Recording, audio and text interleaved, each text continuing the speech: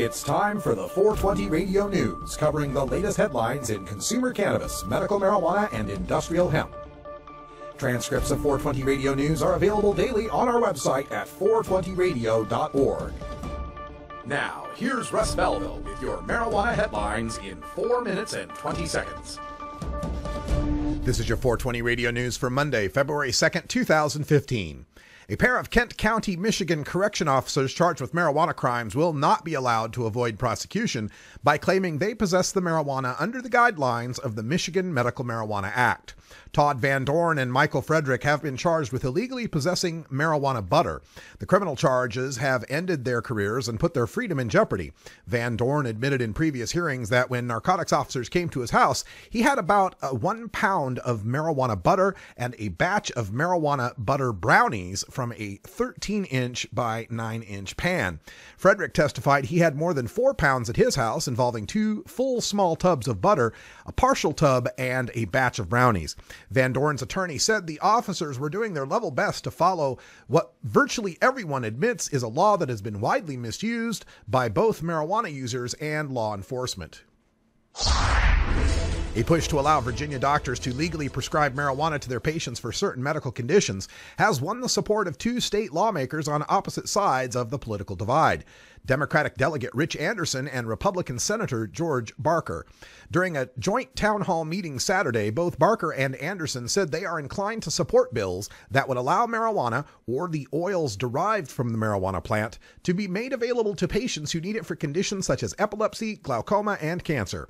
While Anderson noted he could not support decriminalizing marijuana for recreational use, he said he's been contacted by, quote, a surprisingly large number, end quote, of Prince William families about the need for treatments derived from the marijuana plant. Barker said many of his colleagues are now thinking differently about marijuana's usefulness as a medical treatment.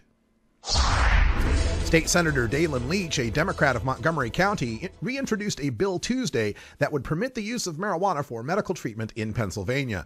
Leach and Republican State Senator Mike Fulmer held a press conference in the Capitol Rotunda Tuesday morning to announce Senate Bill 3, which is a largely unchanged version of a bill introduced last year. That bill passed the Senate 43-7 with bipartisan support before dying in the House near the end of the legislative session.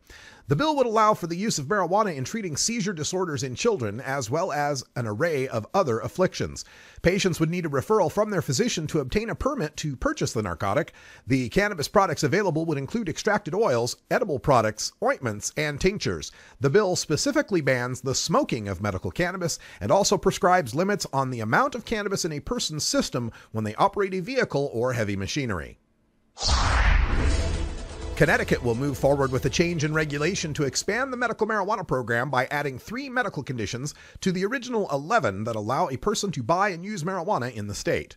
The Consumer Protection Commissioner, Jonathan A. Harris, who oversees the program, announced Monday that he agrees with recommendations by the program's Board of Physicians and that he would draft regulations to add the 3 conditions the board approved: sickle cell disease, severe psoriasis and psoriatic arthritis, post-laminectomy syndrome with chronic radiculopathy, or a recurring back pain after surgery. On January 14th, the Board of Physicians recommended expanding the qualifying conditions to include those 3 ailments, but both the board and Harris declined to add Tourette's disorder to the list. One issue that has come up is support for the use of whole buds. Quote, the group Our Plant, Our Right is an online petition seeking changes that would permit the sale of medical marijuana in its whole bud form. A longtime advocate for marijuana law reform in Massachusetts says legalization is coming to the Bay State by hook or by crook. Richard M. Evans, a Northampton lawyer and chairman of the Campaign to Regulate Marijuana Like Alcohol in Massachusetts, a statewide referendum committee, said, quote, we will push for legislation on Beacon Hill, but that won't stop us from also pursuing a ballot initiative in 2016, end quote. The Special Senate Committee on Marijuana, named by Senate President Stanley Rosenberg on January 22nd, will examine the state's rocky medical marijuana rollout, look at legalization experiences in Alaska, Colorado, Oregon, and Washington, and make recommendations regarding legislation. Governor Charlie Baker opposes legalizing marijuana, but more recently said he welcomes the investigation by the Senate. This has been your 420 Radio News for Monday, February 2nd, 2015. I'm Russ Belville.